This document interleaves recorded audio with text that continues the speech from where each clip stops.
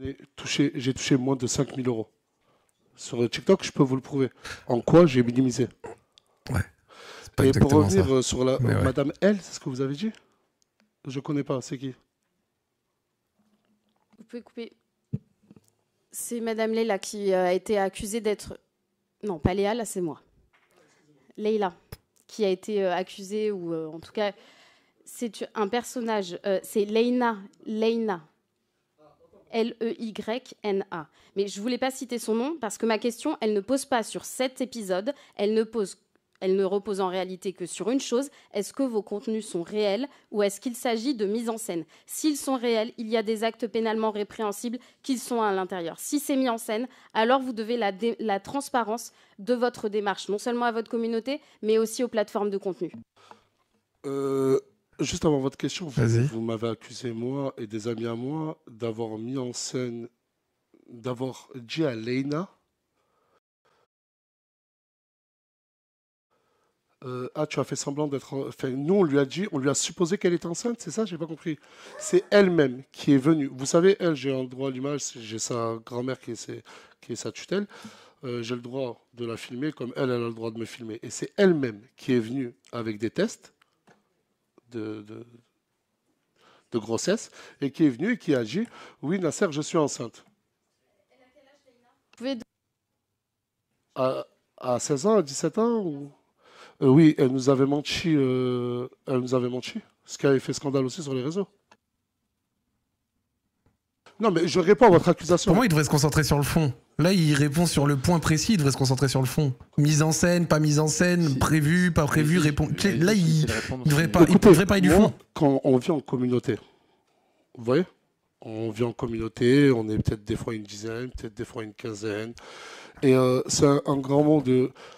Des fois, mettre en scène, c'est tirer. En fait, mon contenu, je vais le tirer. Vous voyez? Et là, je ne suis pas dans un tribunal, je suis dans une commission d'enquête sur TikTok, mais encore une fois, on en revient à mon contenu Snapchat. Encore une fois. Et il y a des choses qui sont mises en scène, oui, et d'autres choses réelles. Comme quand j'aide les jeunes de mon quartier, je le fais de tout cœur. Toute personne. Parce que je crois qu'il n'y a eu que Leïna. Ensuite, les autres mineurs, c'est des jeunes de mon quartier. Et dans mon quartier, on est une grande famille. À part Leïna, on peut me citer très peu de mineurs. Ils sont tous majeurs, vaccinés et conscients d'être chez moi. Et ils savent pourquoi ils sont venus. Et ils savent ce qu'ils veulent faire. Aujourd'hui, Leïna, elle est très contente. Elle a plus de, je crois, 1 demi-million de followers sur TikTok. Elle qui... vous savez, quand elle est arrivée chez moi, Leïna, pour vous répondre, elle était sans domicile. Elle n'avait même pas le domicile. Ouais, mais je vous ai répondu. Il y a des... Vous m'avez demandé si c'était la réalité ou si c'était mise en scène. Je vais vous donner un autre exemple. Quand Djibril il jette son téléphone sur sa compagne, qui est un acte de violence conjugale, est-ce que c'est mis en scène ou est-ce que c'est la réalité? Sur Djibril, il se chahute vraiment. Ah oui, non, mais je ne vous parle pas de cette scène-là, je vous parle au quotidien, au quotidien. Et je savais que dans cette commission, on allait me ressortir cette scène-là qui a beaucoup tourné sur Twitter. Apparemment, les députés passent beaucoup de temps sur Twitter à regarder les vidéos de certains internautes. Cette scène-là, oui, elle a été surjouée, je vous le dis clairement. Beaucoup sur Internet diront que j'ai dit ça pour défendre Djibril.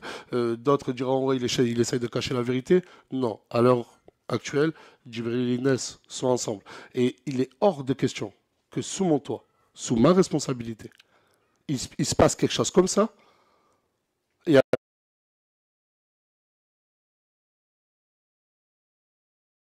avec ma conscience, le filmer et le poster. Je sais quand même ce que je fais, je suis quand même responsable de mon contenu et je ne vais pas m'envoyer à l'abattoir. Ok. Madame Balache, c'est bon, vous aviez... Je pense qu'il n'a pas assez répondu sur le fond. Et ça aurait pu être... En fait, je pense qu'il aurait pu rebondir sur oui, c'est scénarisé, on pourrait faire en sorte de plus le mettre en avant et tout. Genre, c'est dommage, je trouve, il s'est conconcentré sur des petits exemples et il a répondu que sur ça. C'est de comprendre les mécaniques. Et je vous suis pas, je vous connais pas. Alors, non, monsieur, s'il vous plaît, monsieur Sari, pas de dénigrement. Vous écoutez les questions des parlementaires. Je vous demande, s'il vous plaît. Alors, monsieur Sari, je ne vous connaissais pas jusqu'à aujourd'hui. Moi, j'avoue que je ne vous ai jamais vu sur les réseaux.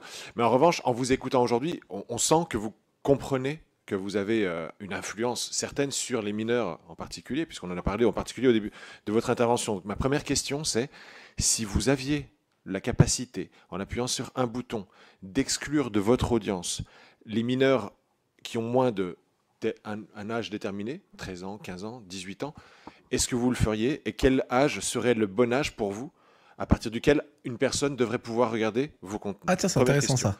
Deuxième question, sur les placements de produits, on n'en a pas parlé, mais c'est aussi partie de vos revenus, j'imagine.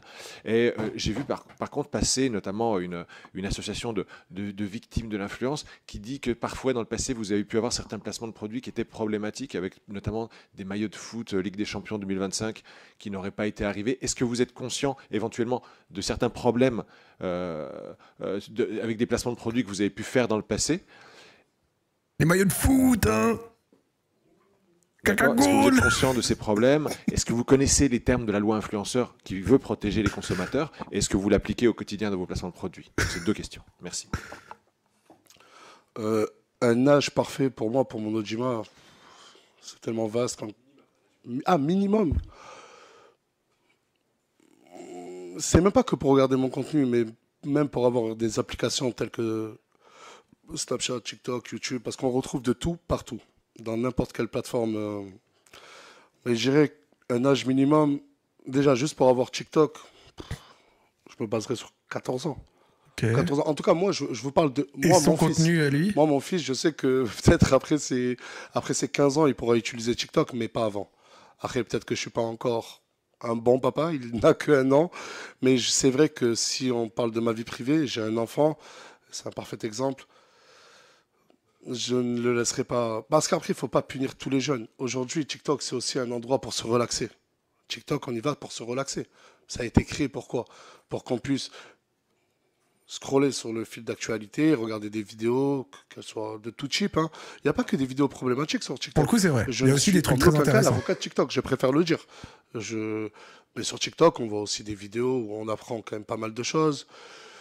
Moi, je pense que c'est plus une question d'algorithme pour les jeunes, plus les ramener vers un contenu, on va dire, éducatif. Après, l'âge, si on interdit à ces jeunes-là TikTok, je sais qu'ils sont omniprésents. Après, je sais que l'ancien Premier ministre a fait une proposition de loi ou va faire une proposition de loi pour les interdire en moins de 15 ans. Après, voilà, je ne suis ni Premier ministre, ni député. Et un âge parfait, ouais, je dirais 15 ans, peut-être 15 ans, 15 ans et demi, et centrer un algorithme. Et pour son contenu à lui, à moi, ouais, pareil. Voilà. Pareil, c'est, je dirais, de 15-16 ans à largement plus. Mais aujourd'hui, après, moi, c'est une vraie question que je me pose. Vous savez que je peux aller sur TikTok ou sur d'autres applications, créer un compte et mentir sur mon âge. J'en ai 29, je peux dire que j'en ai 69. Ah bah là, non, mais c'est une réalité. Ça existe depuis la nuit des temps. Hein. Certains sites viennent de se faire interdire pour ça. Peut-être être plus précis quand tu rends l'inscription. Je ne sais pas comment, je n'ai pas la solution. Je ne vais pas vous dire qu'il faut donner des pièces d'identité à TikTok. Je ne sais pas comment faire, mais être plus prévoyant sur ça. Et la deuxième question, c'était les placements de produits. Pour revenir encore une fois sur mes rémunérations, moi, elles proviennent des plateformes directement et non des placements de produits. Les placements de produits, ça doit représenter... excusez-moi, j'ai cru que vous voulez parler. Ça représente même pas, je sais pas, on me demande de sortir des chiffres, mais là, je dirais même pas 5 à 8%. Ah ouais, comme seulement j'en fais